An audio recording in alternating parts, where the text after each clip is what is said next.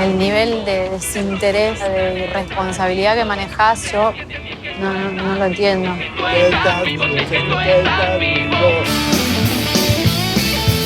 Ya sé, capo de la puntualidad. 3:05, pa, hay que correr. Es lo mismo, mandan 5 y 10. Igual te ponen tarde. No te van a poner más tarde. En general no se saca boleto para subirse en tren. En general, pero si sabes dónde subirte, no. Buenas.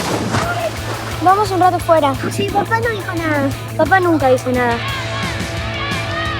Y no es asunto mío cuando estás solo, pero cuando estás con los chicos, yo 1000 veces te pedí consideración. No sé qué mierda pensás. ¿Papá se va a pelear? Nah. Siempre se hacen los que sí, pero después no pasa nada. A Guille le apareció una muy buena oportunidad en Paraguay con su familia y decidimos que nos vamos a ir a vivir a Asunción. ¿Los chicos? ¿Todos? Y sí. ¿Así sin avisar?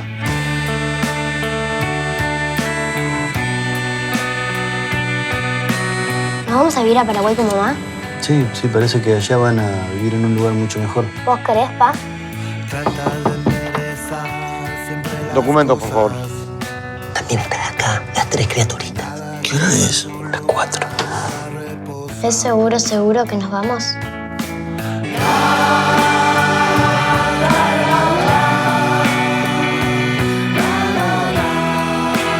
Papá me dijo que si yo quería me podía quedar acá con él. Yo no voy.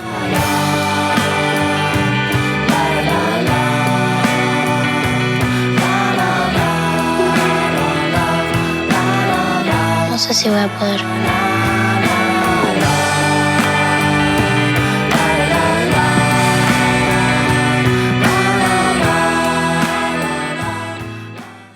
Welcome to Cine Latino en Casa, Cine Latino at Home, October 15th to the 22nd, a unique program of the newest award-winning Spanish and Portuguese language films from all over the globe, presented by the MSP Film Society, the regional exhibitor of international independent cinema since 1963, and the presenter of the International Film Festival, the Minneapolis-St. Paul International Film Festival, that is going to celebrate the 40th anniversary in 2021, and of course, year-round programming of international films and authors. We know you will enjoy the show, available virtually this year through mspfilm.org, and hope you can spread the word. In this year of great change and uncertainty, your engagement is more important than ever, providing critical support to your favorite non-profit arts organization and to artists, communities, and cultures reflected in the stories told. Again, thank you, obrigado, muchas gracias. Before we start, I want to remind the people who are watching us through the Zoom and YouTube channel that you can submit your questions, and we'll ask our STEAM guests those questions. Just a reminder, especially for the viewers in Minnesota, that the festival still go on until Thursday the 22nd. Tomorrow we will be announcing our encore presentations, and so stay tuned for those. But make sure that you have time to catch up, and still passes and tickets are available, and it's a good deal for this year. And I think that is it for now. So let's go to our fantastic friends and filmmakers. Bienvenidos, welcome Ana Garcia Blaya, director and writer, and Joaquin Borchex, the producer of this delightful film, The Good Intentions, Las Buenas Intenciones, from Argentina, the beaut feature. Hola. Hola. Hola. Hola, Hebe. Hello, everyone. Thank you for inviting us to the Cine Latino at home. Thank you for inviting us to our home with you. I like that. We're home to home here. So we have to apologize because we were expecting to have some of the young actresses, but unfortunately, these days things get sometimes a little bit complicated, and they had a bit of a scheduling conflict and they cannot make it. So sorry for that, but I assure you that Ana and Joaquin will be amazing. So las buenas intenciones, the good intentions. You know, there is this saying that the paradise or hell are paved by good intentions. Yeah. Hell. Hell. The road to hell is paved. Is paved by good intentions. Yeah. And I always, whenever we talk about this film, and I have to describe it, I said, you know what? There are no villains. It's just life. Life is sometimes gets into our lives. You know, it's just things that happen that, you know, everybody's cool, everybody's loving, everybody's, you know, it's nice a person, but things happen. Anna, tell us a little bit about the genesis of the good intentions, because we know that far we know it is, you know, a little bit based on your own. A little bit. Yes, I wrote this script 10 years ago when I didn't imagine that this will be a movie, and I put everything on it. I put the my point of view, not the whole true.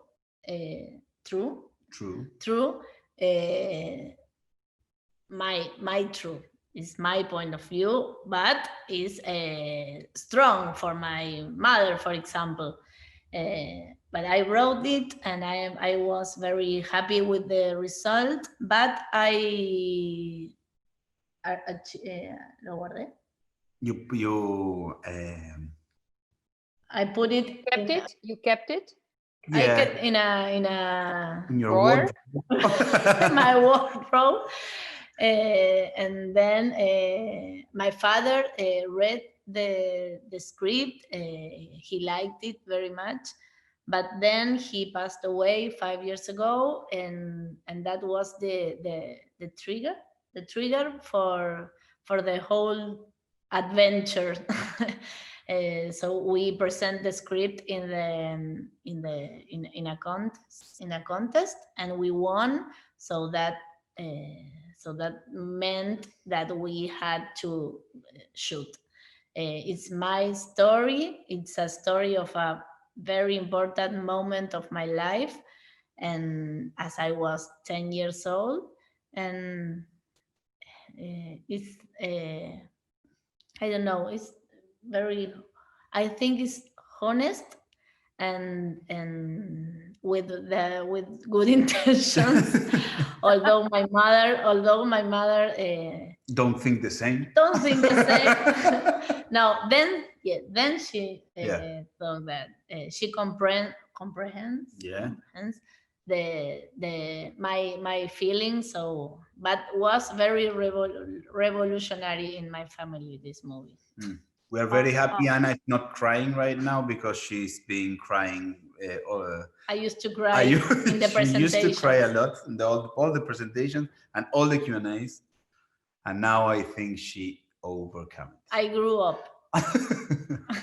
I think I know myself. I cried a lot after I saw the film the first time, and every time I see the trailer, somehow I get very emotional. It's, you know, with that music. Just for, you know, especially for the people who saw the film, of course your character is, you know, the eldest, right? And Emma. But do the other siblings, are those like the real ones, or you kind of combine you know, characters, you invented a little bit, you know, how much of fiction and reality stay in the story? We are 6 siblings, but at this time, and the time of in the 90s, at that time we were only 3.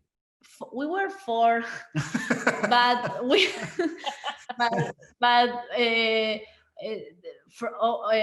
coming from my mother and my father, we were 3. Okay. The that I am telling in the story. Then my father had 3 kids more, but it's another.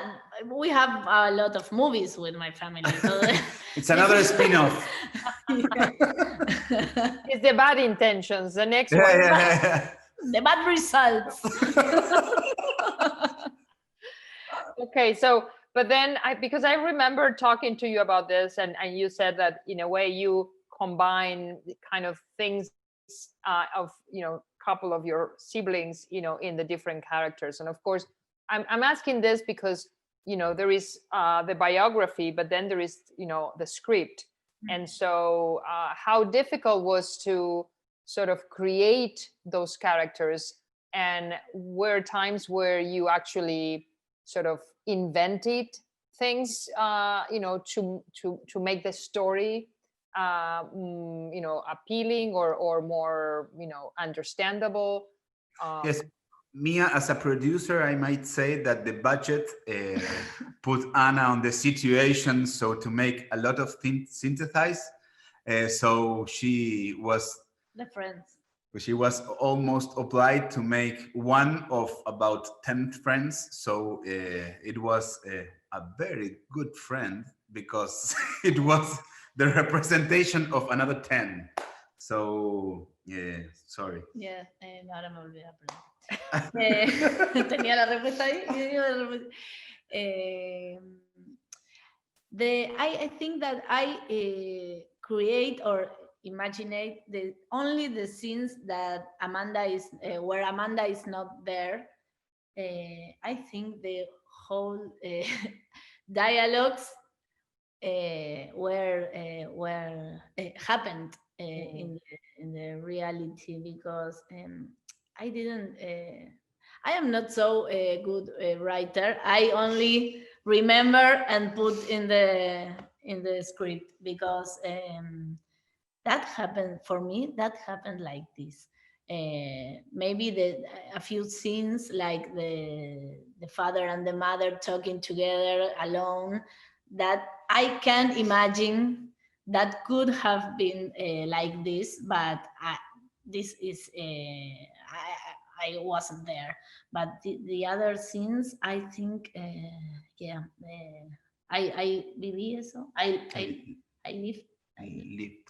I lived that. And my siblings too. Maybe Juana could be an Amanda too. Juana could be a Lala. Luli could be a Lala. Lola, I had I had my siblings are. I am Anna. My sister is Juana. I had another sister, Lola, Luli, and everyone could be everyone. Anyone could be anyone, because we passed through the same things. I think Juana is the oldest of her mother. Lola is the youngest of her mother. Azucena is the oldest of her mother. Everyone can be everyone. I said it the upside down. Yeah.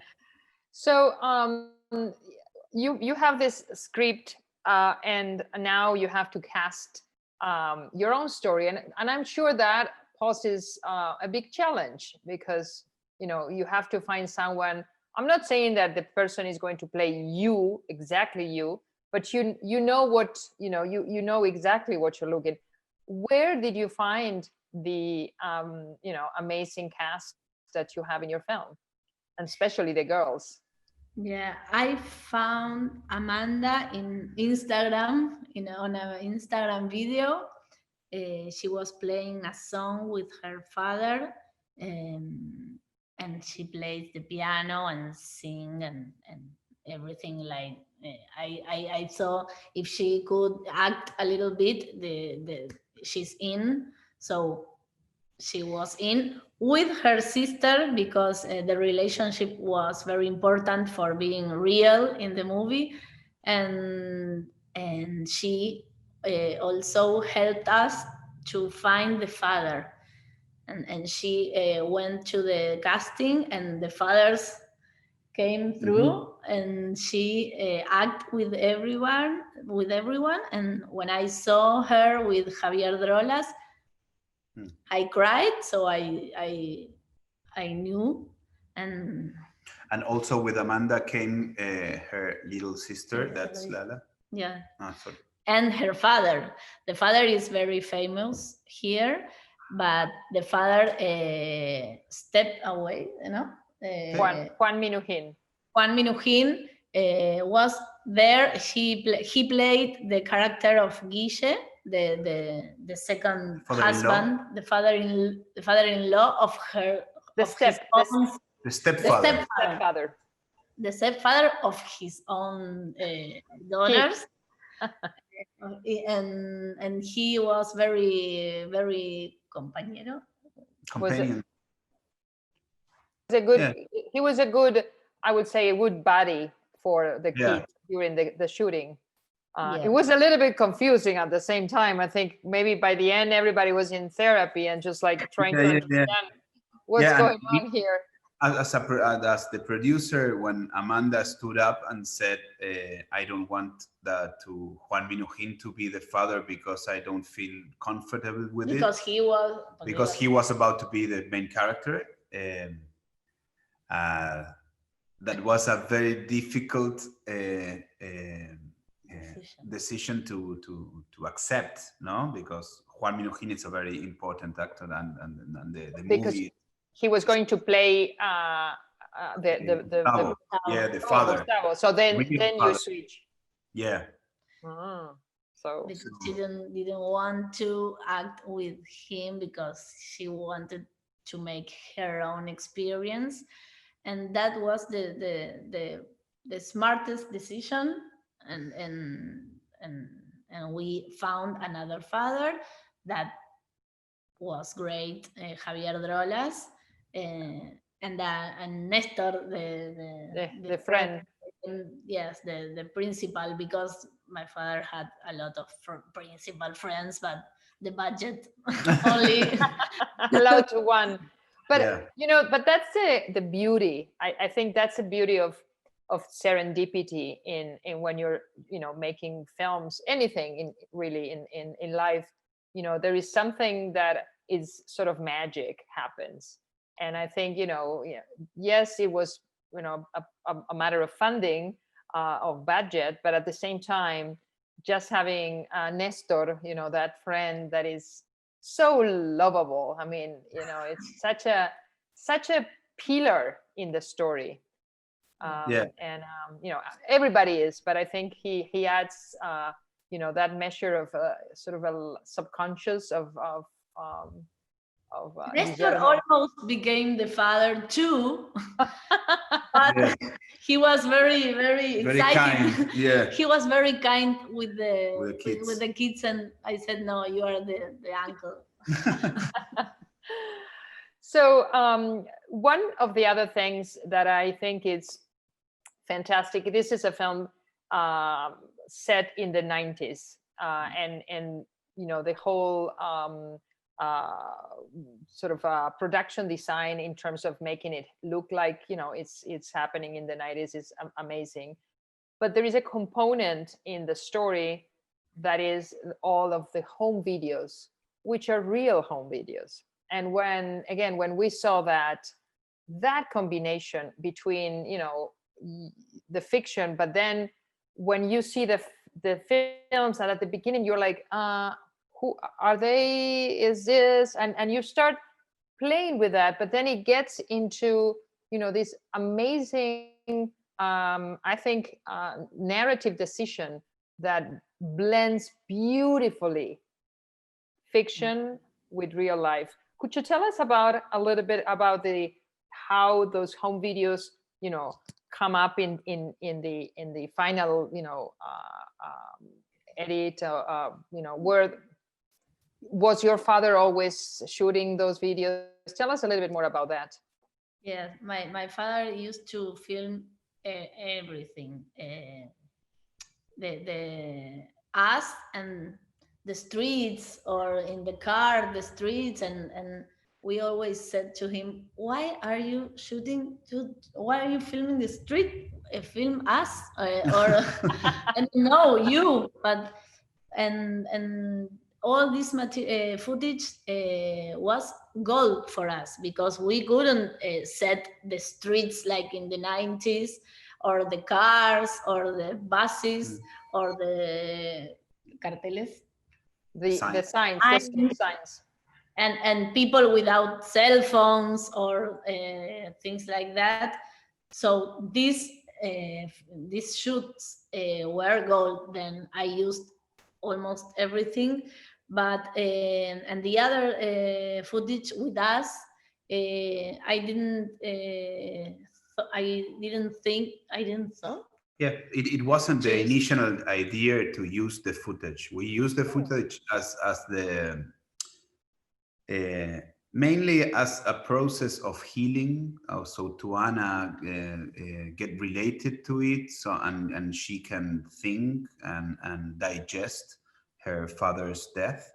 That was the main idea of the project.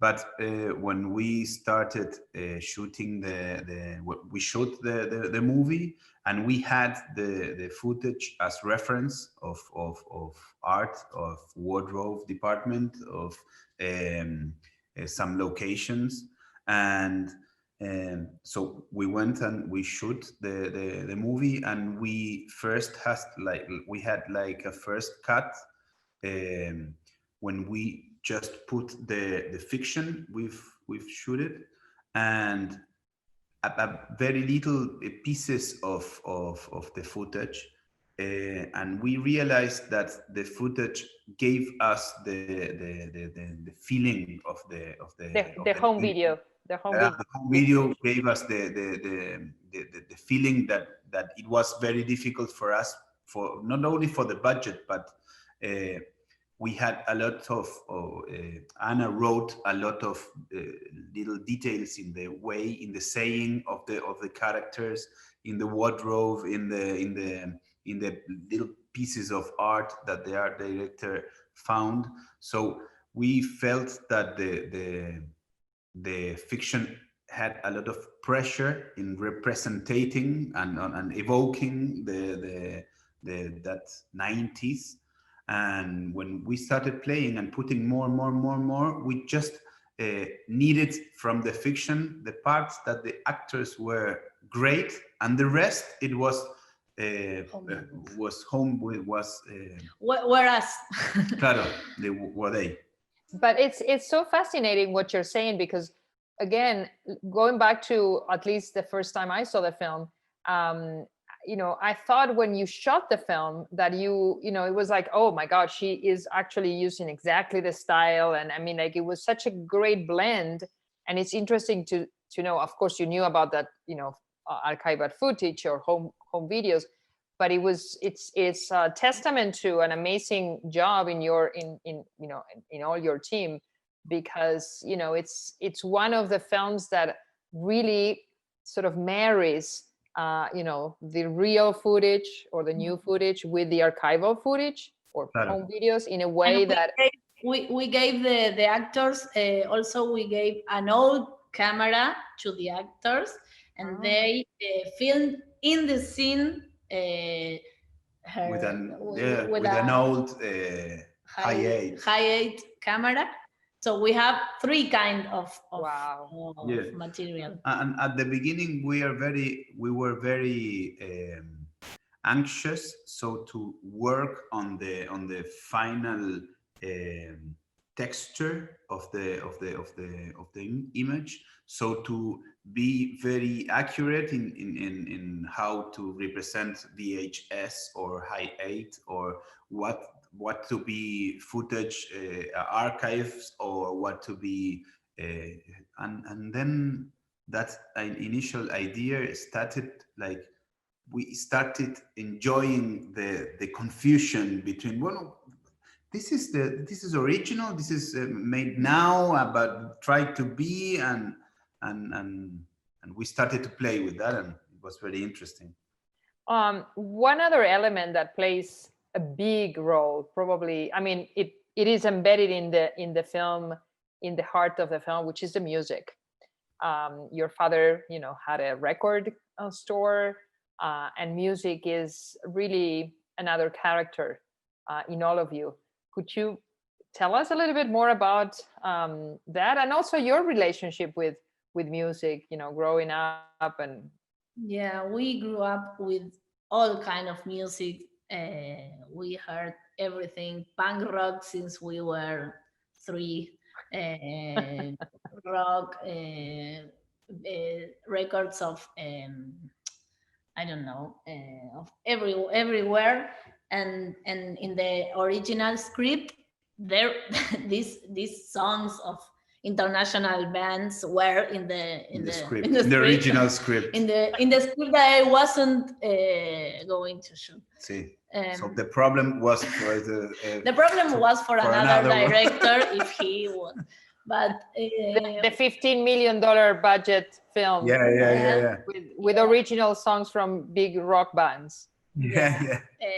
Axl Rose didn't want to give us November Rain. No. So we. He don't even answer us, but we wrote.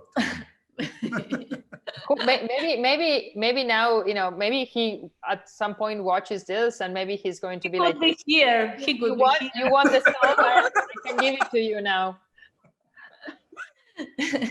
But my father, in his 40s, he began to compose.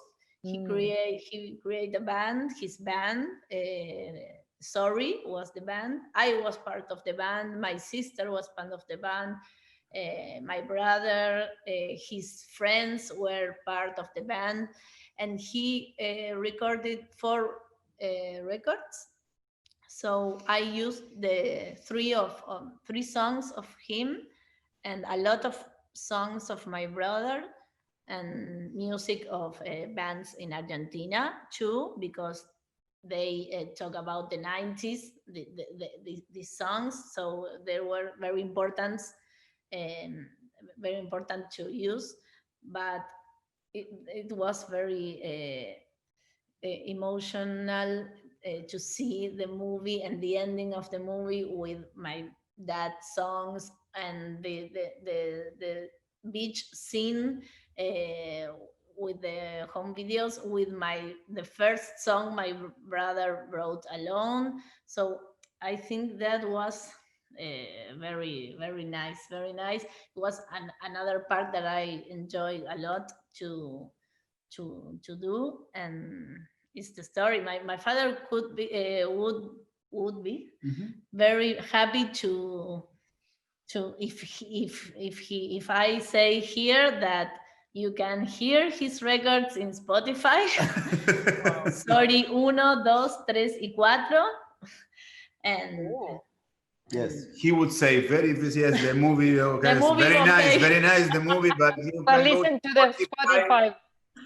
And you got permission from some big, rock musicians from Argentina, and in an amazing, big names in Latin American rock. Who said yes? Use my music. Well, Charlie Garcia, that is a producer,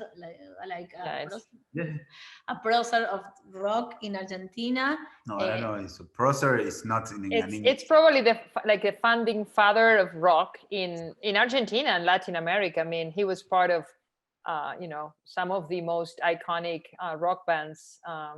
He gave us a 70s song, and 80s, and Calamaro, two punk bands that were clients of my father in the record store.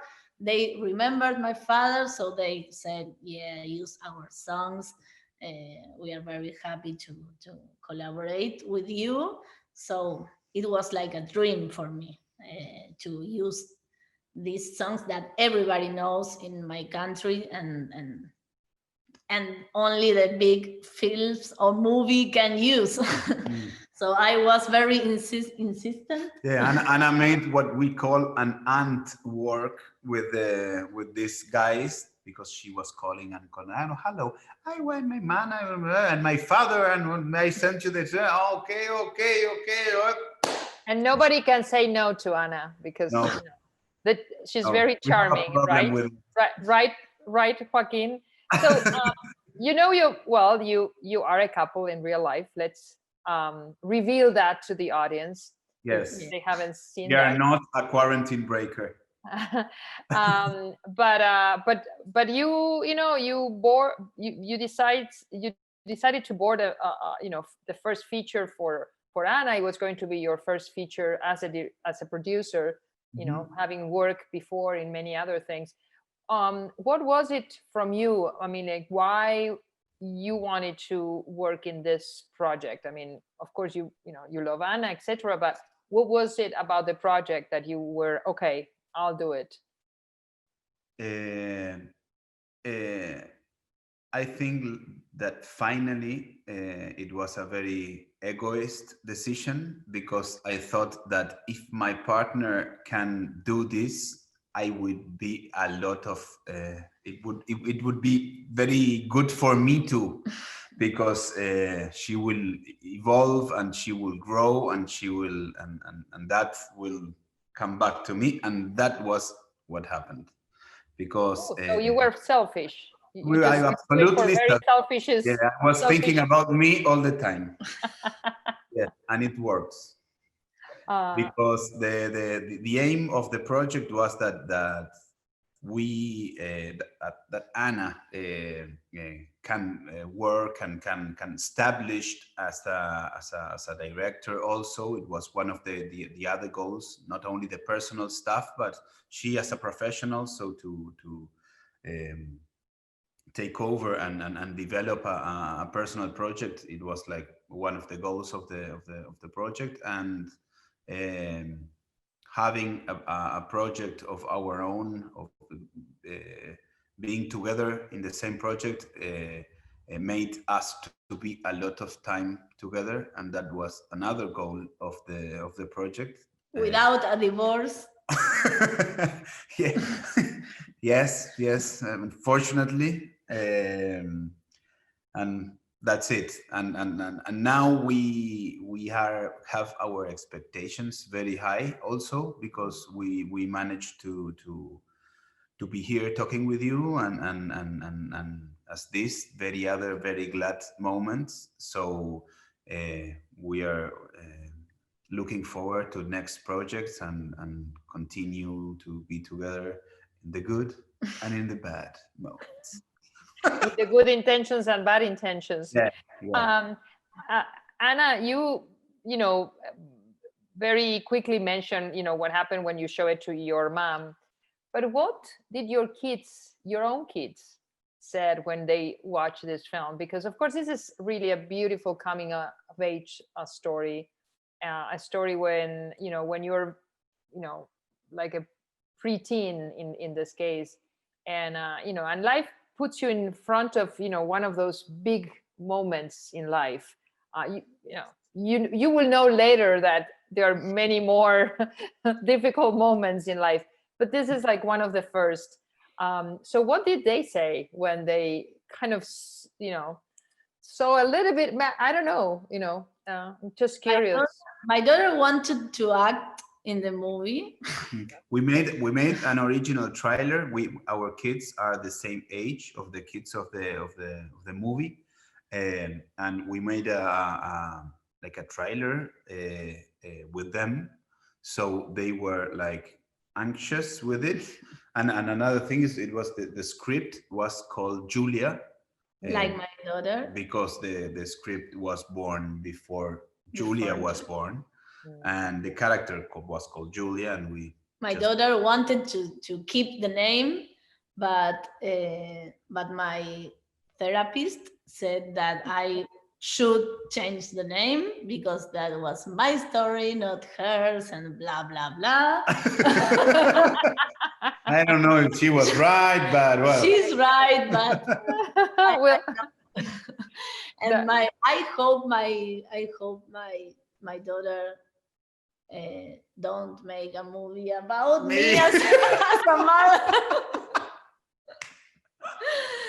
Because the parents, all parents make the things with good intentions, but with mistakes always. So she understood what I've done. She was very happy to be in San Sebastian Film Festival with us, and she asked questions, and she became a good friend of Amanda. She was very happy, and she now wants to be an actress. So I don't know. The problems are starting. Yeah. Well, now you're getting into your parents' position because they're becoming teens, and that's going to be complicated. I just want to do a little shout out to your other producer, Juan Pablo Miller, who couldn't join us. The only reason he's not here tonight is because he's actually flying back to Argentina from the Dominican Republic. But I just want to mention him because he's really an amazing support of, especially first-time directors. He produced films like Las Acacias de Pablo Giorgelli, The Sleep, How Most Things Work, El Pampero, Natural Sciences, and many more. Now Sleepwalkers of Paula. She's not a first-timer, Paula Hernandez. And he, boarded this project. Can you tell us something about Juan Pablo? So he's, with us, even if he's flying and he's not part of the conversation. He's a friend of us. Yes. Now is very supportive with women too, with first features of women. He falls in love with a script, and he makes everything to shoot and to go far with the movie. He's like It was he was very supportive. We were the three of us because we have another producer, that's Juana Garcia Blaya, that's Anna's sister. That the four of us, because Anna was a producer too. He was the only one that at first we were the three of us. Neither of the three had made a movie before, so we just were needing someone with some experience that can answer some of the many questions that occur on the road. And we luckily met Juan Pablo, that it's a very pure heart, an incredible and unselfish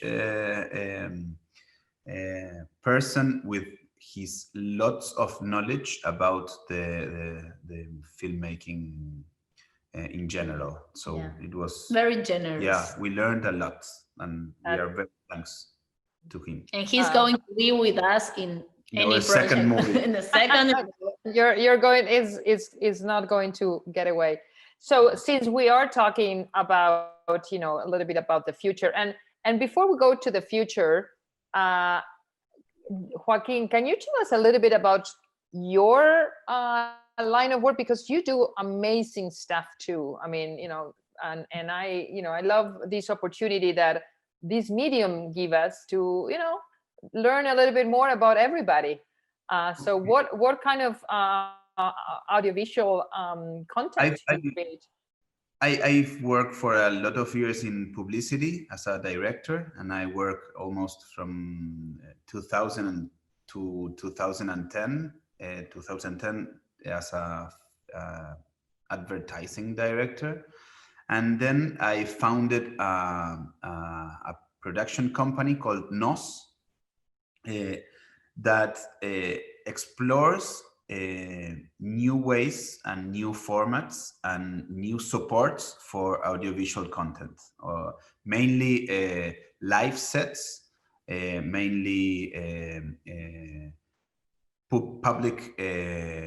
public stages interventions, such as very big buildings. We but we use lots of different techniques as mappings, as VR, as we are like develop a company that's very curious in looking new ways and new supports of media content. So and it seems like probably now it's a great time for that, since a lot of the stuff and going into that, and I don't know if you want to say maybe a couple of things about mini series that you actually shot during the pandemic.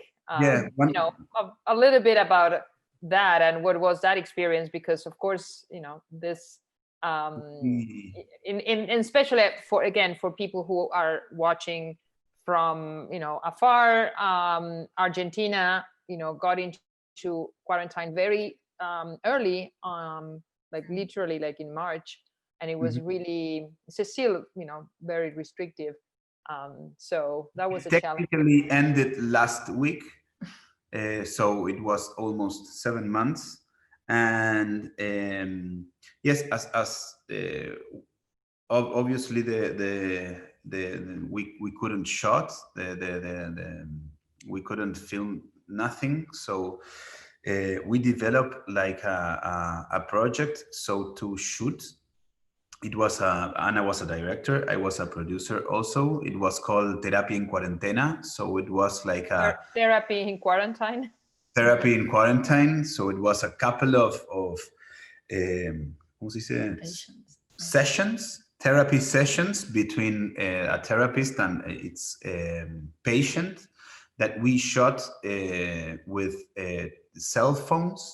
So the actors received like a box, a sterilized box with everything that they needed. So the actors were their own cameras and their own light directors. So we sent them lights and we sent them like pieces of art, and we get set it and we shot the online with a Zoom where they have the session, and then we received all that material, edited and broadcasted in the public TV.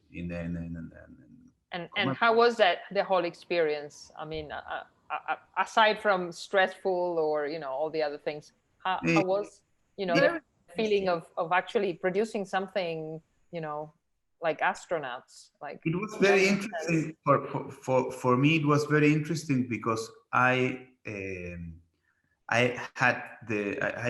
been witness for very different production design, so how to generate content, and this was and it's evolving every time. It's every time changing. Technology pushes the production designs very far away. The quarantine and the restrictions of the quarantine were very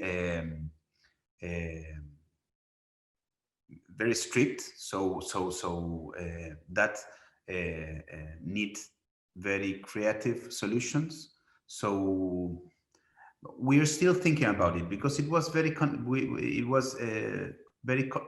it generates a lot of conflicts, like syndical conflicts, no? Ooh, because okay. suddenly the syndicates, so the unions start calling us, and how come that the actor is their own camera is there? You don't need a camera, you don't need a DOP, you don't need like assistance, you don't, how come? And well, it was a little bit tense in a moment that the whole industry was freezed, so we were the only ones that were working, and interesting. It's still the good intentions again, you know. Sometimes the good intentions have, you know, some sort of bad response for some. So we're, you know, about to wrap, but then this is a good time to segue to your future projects. If you have some or not, if you want to, you know. You have too much, but we don't know how they will grow, or which one to do first, because we don't know when we can shoot again. My next fiction will be shoot in Paraguay, so we can't go to Paraguay yet. And I have also a documentary project. I can work at home in this project, and I have another script that is the continue of the like a spin-off, like a spin-off of The Good Intentions 30 years later. I don't know. But it's interesting because the world premiere of The Good Intentions was at Toronto Film Festival, and then we went to San Sebastian and to Biarritz, where we participate of the market forum, industry forum, with the new project that is called Kurusu.